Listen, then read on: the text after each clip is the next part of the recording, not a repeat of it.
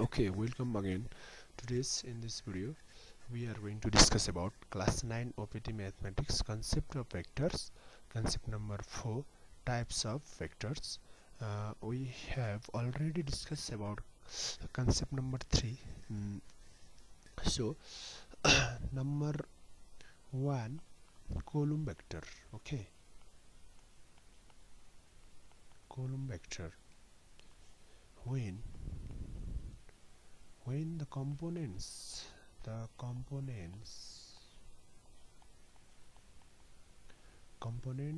of a vector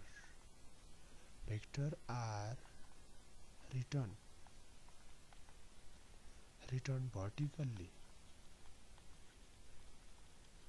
vertically and enclosed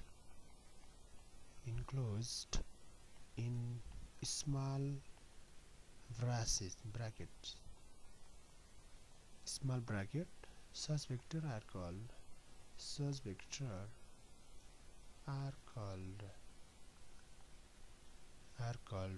column vector.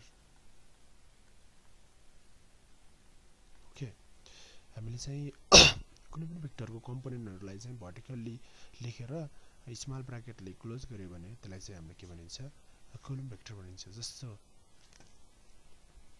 For example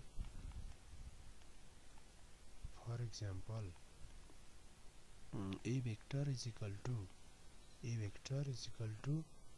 3, 3, 2 यसरी vertically लेख्नु पर्यो. त्यसपछि स्मल ब्राकेटले इन्क्लोज गर्नु पर्यो है त. अब यो माथिको भनेको चाहिँ के हुन्छ, x कम्पोनेन्ट हो, अनि तलको भनेको के हुन्छ भन्दा y component. Okay, y component. So अब यसलाई ग्राफिकली हेर्दाखेरि चाहिँ हाम्रो के हुन्छ भन्दा यस्तो भयो भने यो x एक्सिस यो y एक्सिस गर्यो भने अब यो चाहिँ ओरिजिन भयो. ओके, अब हामी चाहिँ यो भेक्टर भनेको यहाँ यसरी यो थीटा एंगल थीटा यसलाई r m गरौँ भनेपछि यो 3 त्यसपछि भनेको 2 भयो. यसैले नै हामीले के लेखेर भन्दा vector a is equal to 3, 2 लेखेको. यो x कम्पोनेन्ट, यो y component. Okay, number 2 row vector.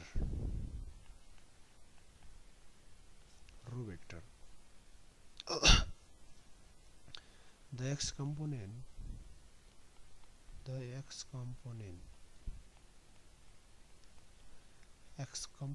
and y component are arranged in a row separated by a comma and enclosed in small bracket. Okay, small brackets. Such vector are called row vectors हो. x component र y कम्पोनेन्टलाई चाहिँ केमा रोमा राख्ने, त्यसपछि त्यसलाई चाहिँ कमाले separate गर्ने अनि इन्क्लोज स्मल ब्राकेटले इन्क्लोज गरेपछि त्यो के हुन्छ, रो भेक्टर हुन्छ. फर एक्जाम्पल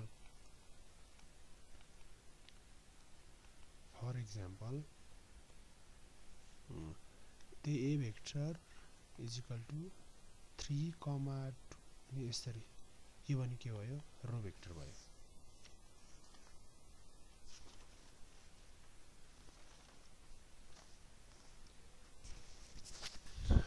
ओके, अनि अब नम्बर 3 मा पोजिसन भेक्टर. Position vector. अब पोजिसन भेक्टर भनेको जस्तो हामीले ग्राफिकली हेरौँ यो x एक्सिस y एक्सिस यो ओरिजिन भयो अनि यसलाई यस्तो गरेर यो a x, y गरौँ त्यसपछि यसलाई ल b 3, 2 गरौँ न त ओके अब यसमा if OA vector displays from O0, 0 to ax, y then के भयो भन्दा OA vector represents the position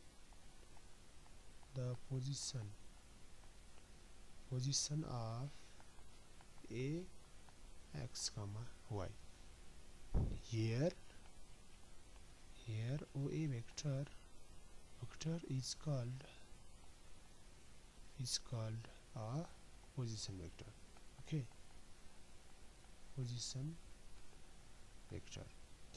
यसमा चाहिँ अब ओ देखि ए सम्म डिस्प्लेस गर्यो भने चाहिँ हामीले ओए लाई चाहिँ के भन्नु पर्यो पोजिसन भेक्टर भन्नु पर्यो है त ठीक छ अनि यहाँ चाहिँ के हुन्छ भन्दा the initial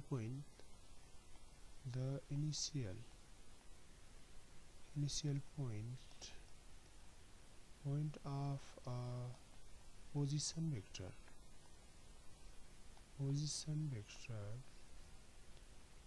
the initial point of a position vector always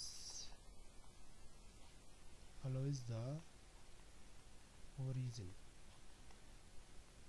origin O 0, 0.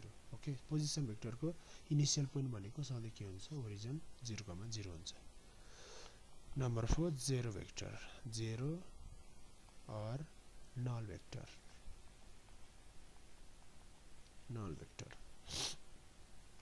A vector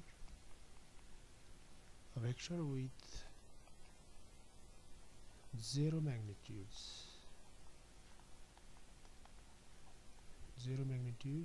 is called a zero vector. कुनै vector को magnitude 0 छ भने त्यसलाई zero vector भन्नु. For example, a vector is equal to 0, 0 is zero vector. ठीक छ zero vector. Okay. Number 5 equal vectors.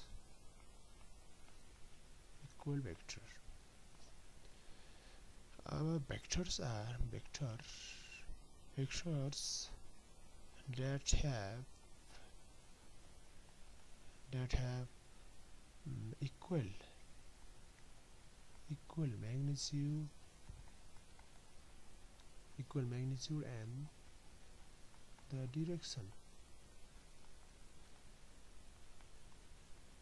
direction are called equal vector. Okay, magnitude र direction चाहिँ के हुनु पर्यो बराबर हुनु पर्यो. त्यस्तो भेक्टरले के भनिन्छ हामीले इक्वल भेक्टर भनिन्छ.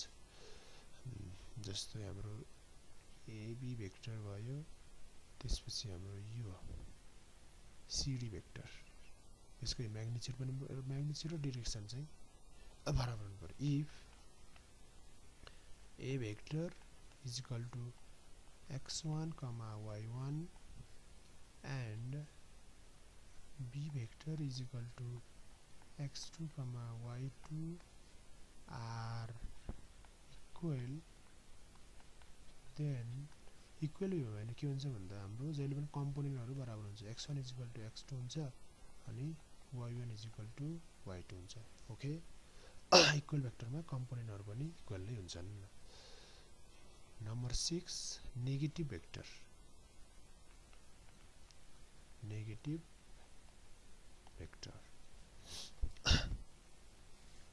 The magnitude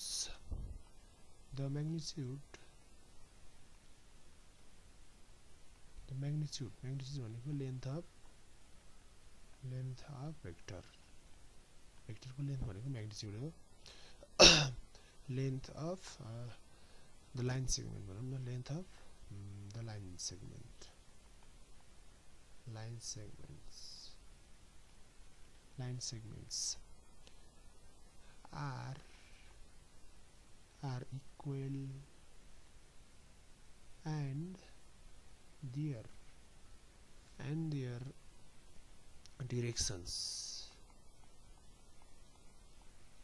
directions are opposite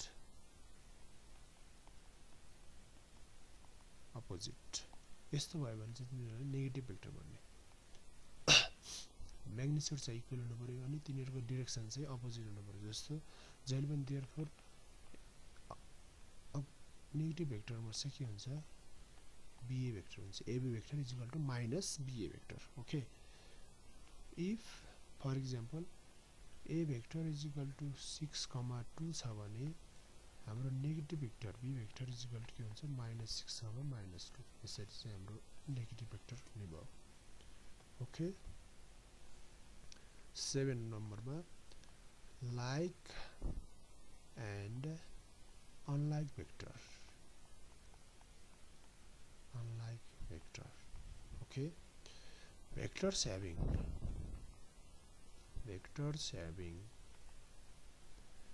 same direction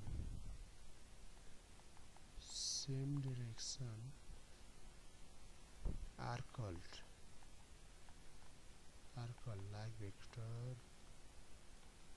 like vectors okay vectors having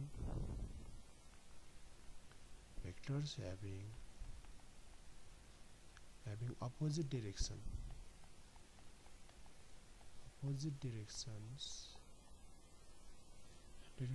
are called